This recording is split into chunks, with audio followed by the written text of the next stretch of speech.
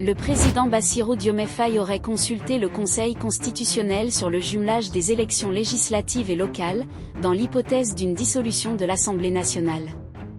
Un plan qui pourrait se retourner contre lui. Mais il y a une chose que cette décision change complètement dans le rapport de force.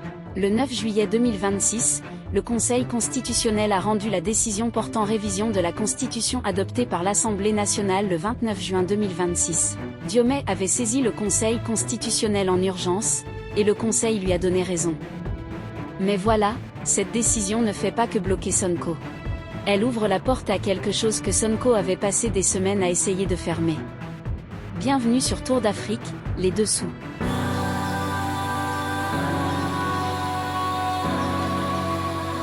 Le 29 juin 2026, l'Assemblée adopte la loi de la révision constitutionnelle portée par Sonko. La réforme contient 2 clauses qui comptent pour Diomaye, la dissolution de l'Assemblée limitée à une seule fois par mandat, et 3 juges constitutionnels nommés par le président de l'Assemblée. Le 6 juillet 2026, le président Bassirou Diomaye Faye saisit le Conseil constitutionnel en urgence, représenté par son avocat Maître Cheikh Amadou Ndiaye. Ce n'est pas un recours improvisé. C'est un dossier préparé. Le 9 juillet 2026, le Conseil constitutionnel déclare la loi contraire à la Constitution. Les sages relèvent 2 vices substantiels de procédure. Premier vice, la loi crée de nouvelles charges publiques sans spécifier de recettes financières compensatrices, violant l'article 82 alinéa 2 de la Constitution. Deuxième vice, l'Assemblée nationale n'a pas appliqué la procédure de vote unique exigée par le gouvernement, qui contraint les députés à se prononcer globalement sur le texte amendé et validé par l'exécutif.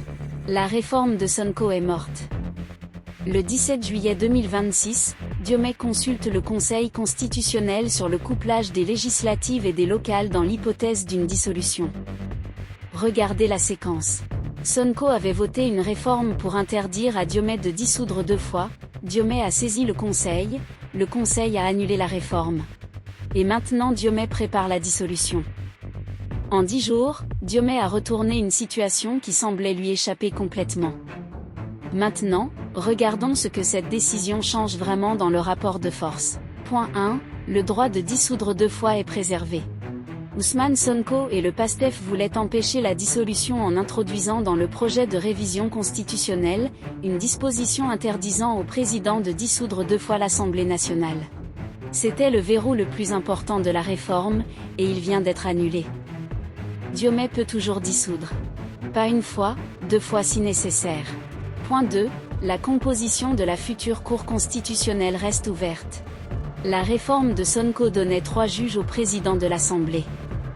Cette disposition est annulée, et la question de qui nomme les juges reste posée. Point 3. La légitimité constitutionnelle de Diomaye est renforcée. Sonko avait plaidé l'incompétence du Conseil constitutionnel à contrôler une loi de révision constitutionnelle, tout en qualifiant le recours présidentiel d'irrecevable. Les arguments de la défense parlementaire ont été rejetés par la haute juridiction. Le Conseil a non seulement donné raison à Diomaye sur le fond, mais il a dit à Sonko, « Tu n'avais pas le droit de faire ça comme tu l'as fait ».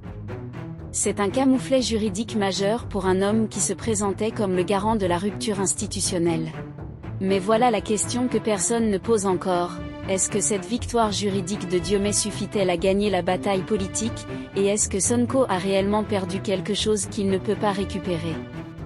La réponse va vous surprendre.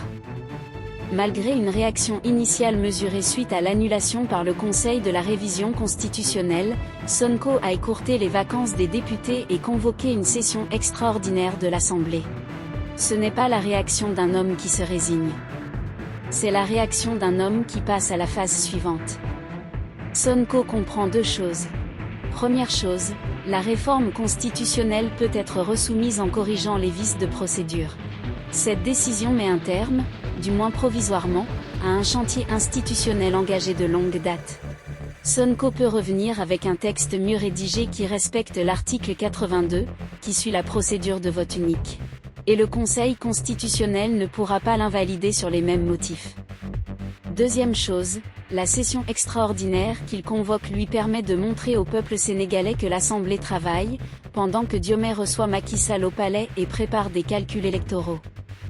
Le message politique est clair, moi je légifère, lui il manœuvre.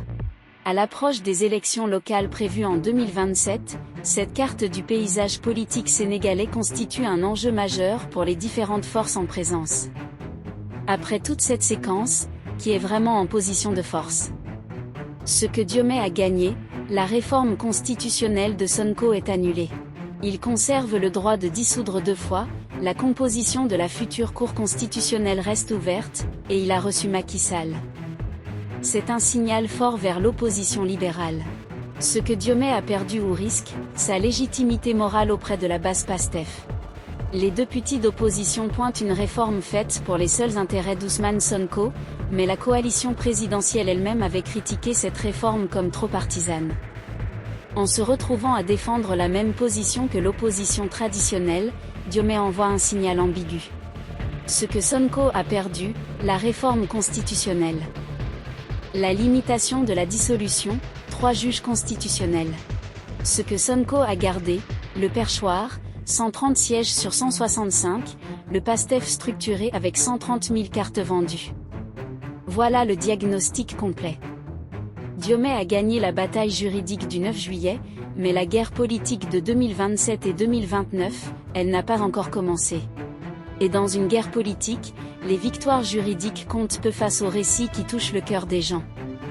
Ce que le Sénégal vit depuis le 29 juin est un cas unique dans l'histoire démocratique africaine. Une Assemblée nationale qui adopte une réforme constitutionnelle contre les amendements de l'exécutif, un président qui saisit le Conseil constitutionnel pour bloquer sa propre majorité, le Conseil qui annule. Et maintenant, une dissolution potentielle qui remet tout à plat. C'est chaotique, c'est imprévisible, et c'est malgré tout le fonctionnement d'une démocratie sous tension. Pas de char, pas de coup d'État. Des avocats, des dossiers, des décisions judiciaires, des convocations de sessions extraordinaires, des saisies en urgence. À l'approche des élections locales prévues en 2027, cette recomposition constitue un enjeu majeur. Mais au-delà de 2027, est-ce que les institutions sénégalaises sont en train de se renforcer à travers ce bras de fer, ou est-ce qu'elles se vident de leur sens en devenant des outils dans une guerre personnelle entre 2 hommes qui se sont fait élire ensemble? Le peuple sénégalais, lui, n'attend pas la réponse. Il l'observe. Et en 2027, il votera. À votre avis, après l'annulation de sa réforme constitutionnelle, pensez-vous que Sonko peut encore bloquer la dissolution de l'Assemblée, ou est-ce que Diomaye vient de marquer le point qui changera tout? Dites-nous dans les commentaires. Abonnez-vous à Tour d'Afrique, les dessous continuent. À bientôt.